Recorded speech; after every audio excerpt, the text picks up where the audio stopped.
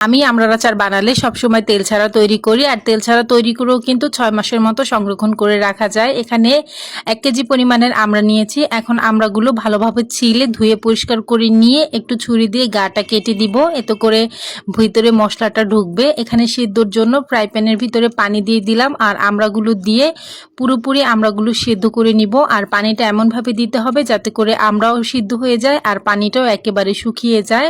তো এখানে আমড়াগুলো সিদ্ধ হয়ে গেছে। একটা মশলা তৈরি করে নিব। 1 টেবিল চামচ পরিমাণের 5 ফোড়ন, 4-5টা শুকনো মরিচ টেলে গুঁড়ো করে নিব।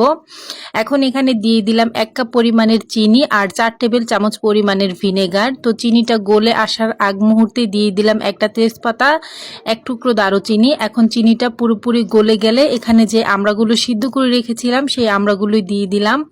দিয়ে কিছুক্ষণ চিনি শিরার সাথে নেড়েচেড়ে মিশিয়ে নিয়ে এখানে দিয়ে দিলাম সামান্য পরিমাণের হলুদের গুঁড়া, 1 চা চামচ পরিমাণের লাল মরিচের গুঁড়া, আর দিয়ে দিব বিট লবণ 1 চা চামচ পরিমাণের। এবার ভালোভাবে আবারও মিশিয়ে নিয়ে এখানে দিয়ে দিব হলুদ সরিষা বাটা 1 টেবিল চামচ পরিমাণের, আর যে মশলাটা গুঁড়ো করে রেখেছিলাম সেই মশলাগুলোই দিয়ে আবারও নেড়েচেড়ে মিশিয়ে একটা ঢাকনা দিয়ে ঢেকে 15 থেকে 20 মিনিট জাল করে নিব। তাহলেই কিন্তু পুরোপুরি রেডি হয়ে যাবে আমড়ার আচার।